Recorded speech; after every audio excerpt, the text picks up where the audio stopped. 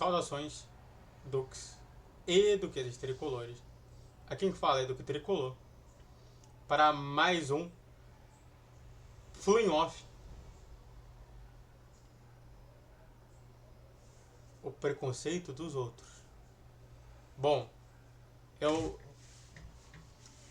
não vou visualizar apenas o time em si, até porque não tem nada a ver com o time em si, mas só para falar sobre em diversos momentos que o Fluminense foi atacado por conta desse tipo de preconceito.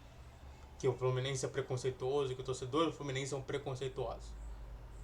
Então você vai entender sobre o que aconteceu, a resposta do Botafogo e, por fim, relembrando o que falam sobre o Fluminense. Mas antes disso, YouTube Live, todos os dias, sexta-feira às 7 horas da noite. Bom, e claro, também falar sobre um mecanismo de autocontrole, de autorregulação que a torcida do Fluminense também tem. Primeiro a gente vai nessa parte aqui, do Gabriel Amaral. Primeiro eu quero começar com o meu vídeo, né, que é tema para vídeo, obrigado por maior de todos os tricolores, que é o Gabriel Amaral. E o Gabriel Amaral fala sobre isso aqui, mas eu quero começar primeiro com essa questão aqui. Não será apenas uma nota oficial protocolar de repúdio, e com frases enérgicas de ações futuras contra atos racistas. O torcedor, que não representa os milhões que constituem o Botafogo, foi identificado na manhã desta quinta-feira, dia 15, e será banido do estádio Nilson Santos. A vergonha que ocorreu na partida de ontem precisa ser exemplarmente punida, motivo pelo qual as autoridades policiais estão sendo informadas com todos os recursos disponíveis. Racismo é crime. E um crime sem perdão. O Botafogo está comprometido em combater de forma ativa este mal, e não medirá esforços para garantir que tais atos não tenham lugar no esporte e na saúde da sociedade como um todo. O futebol tem um papel muito importante na construção social e influencia a vida de muita gente. Que outros clubes e entidades esportivas sigam o mesmo caminho e que esta mensagem de conscientização surta efeito. Juntos, faremos o Botafogo Futebol um exemplo de respeito e igualdade. Racismo é crime, e aí tem aqui a situação gigante, né? Juntos faremos o Botafogo Futebol um exemplo de respeito e igualdade. Tá aqui. E aí, o Gabriel Amaral muito prontamente responde dessa maneira. É tão fácil fazer esse tipo de coisa aqui, mas é tanta vontade de não resolver que a gente tem que aplaudir, e tem mesmo, porque o Botafogo fez o básico. Observação, a biometria fácil vai ajudar ainda mais nisso, mas os clubes precisam, como o Botafogo, querer resolver situações. Perfeito. Perfeito. Só para quem não sabe, né, existe uma imagem em que aparece um torcedor do Botafogo imitando o macaco para a torcida adversária. Com claro gesto racista perante a situação dele.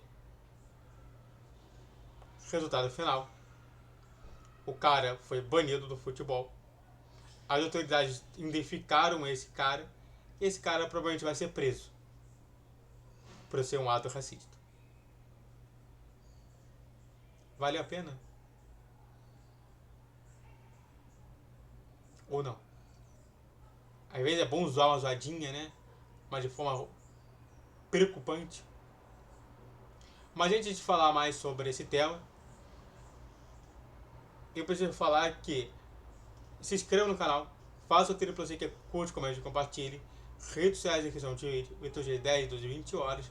Pix na tela, e eu não falei que o YouTube Live é todos os dias, exceto sexta-feira às 7 horas da noite. Então fique atento.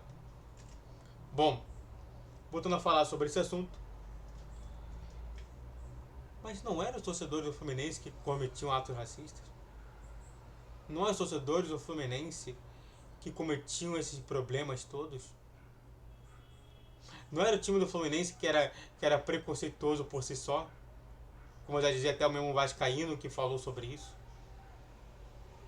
Falando que o time era racista, elitista